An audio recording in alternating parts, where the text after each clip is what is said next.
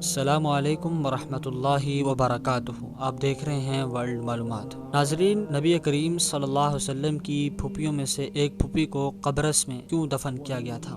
آج جانتے ہیں حضرت ام حرام بنت ملحان رضی اللہ تعالی عنہا یہ کون تھی اور ان کو قبرص میں کیوں دفن کیا گیا تھا۔ ام حرام بنت ملحان، جن کا لقب شہیدۃ البحر سمندری شہیدہ ہے، آپ حضرت ام سلمہ رضی اللہ تعالیٰ عنہ کی بہن ہیں۔ ان کے مکان پر کبھی کبھی حضور اکرم صلی اللہ علیہ وسلم دوپہر کو قیلولہ فرمایا کرتے تھے۔ ایک دن حضور کریم صلی اللہ علیہ وسلم مسکراتے ہوئے نیند سے بیدار ہوئے تو حضرت بی بی ام حرام رضی اللہ تعالیٰ عنہ نے عرض کیا کہ یا رسول اللہ صلی اللہ علیہ وسلم، آپ کے مسکرانے کا کیا سبب ہے؟ تو حضور اکرم صلی اللہ علیہ وآلہ وسلم نے ارشاد فرمایا، میں نے ابھی اپنی امت کے کچھ مجاہدین کو خواب میں دیکھا ہے کہ وہ سمندر میں کشتیوں پر اس طرح بیٹھے ہوئے جہاد کے لیے جا رہے ہیں جس طرح بادشاہ لوگ اپنے تخت پر بیٹھے رہا کرتے ہیں۔ حضرت بی بی ام حرام رضی اللہ تعالی عنہا نے حضور اکرم صلی اللہ علیہ وسلم سے فرمایا، اے اللہ کے رسول، دعا کیجئے اللہ ہمیں بھی ان مجاہدین میں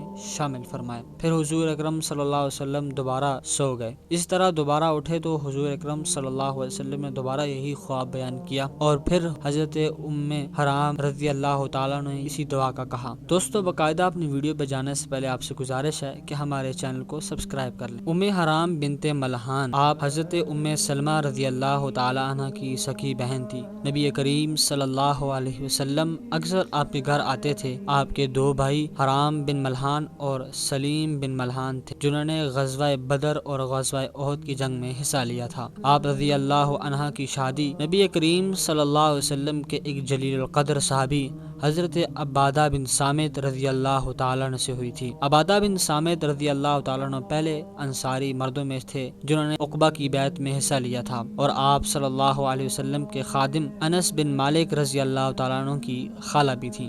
حضرت صلی اللہ علیہ وسلم جب کبھی قباء کی طرف تشریف لے جاتے تو حضرت ام حرام رضی اللہ عنہا کے گھر آتے اور کھانا نوش فرماتے۔ خطبہ حجۃ الوداع کے بعد ایک روز آپ صلی اللہ علیہ وسلم تشریف لائے اور کھانا کھا کر آرام فرمایا تو حضرت ام حرام رضی اللہ عنہا نے جو ہی دیکھنا شروع کیا آپ کو نیند آ گئی، لیکن تھوڑی دیر کے بعد مسکراتے ہوئے اٹھے اور فرمایا، میں نے ایک خواب دیکھا ہے اور وہ یہ ہے کہ میری امت کے کچھ لوگ سمندر میں غزوے کے ارادے سے سوار ہیں۔ حضرت ام حرام رضی اللہ عنہا نے کہا، یا رسول اللہ صلی اللہ علیہ وسلم، دعا کیجئے کہ میں بھی ان میں شامل ہوں۔ آپ نے دعا کی اور پھر آرام فرمایا۔ کچھ دیر بعد پھر مسکراتے ہوئے اٹھے اور اسی خواب کا اعادہ کیا۔ حضرت ام حرام رضی اللہ عنہا نے پھر اپنی شرکت کے لیے دعا کی درخواست کی۔ فرمایا، تم پہلی جماعت کے ساتھ ہو۔ اس خواب کی تعبیر سن 28 ہجری میں پوری ہوئی۔ حضرت امیر معاویہ رضی اللہ تعالیٰ عنہ حضرت عمر رضی اللہ تعالیٰ عنہ کی طرف سے شام کے حاکم تھے۔ انہوں نے متعدد بار جزائر پر حملے کرنے کی خواہش ظاہر کی لیکن حضرت عمر رضی اللہ تعالیٰ عنہ نے اجازت نہیں دی۔ حضرت عثمان غنی رضی اللہ تعالیٰ عنہ کے زمانے خلافت میں انہوں نے اپنا ارادہ ظاہر کیا تو انہیں اجازت ملی۔ انہوں نے جزیرہ قبرص، سائپرس جس کو آج کہا جاتا ہے، پر حملہ کرنے کے لیے ایک بیڑا تیار کیا۔ اس حملے میں بہت سے صحابہ شریک تھے۔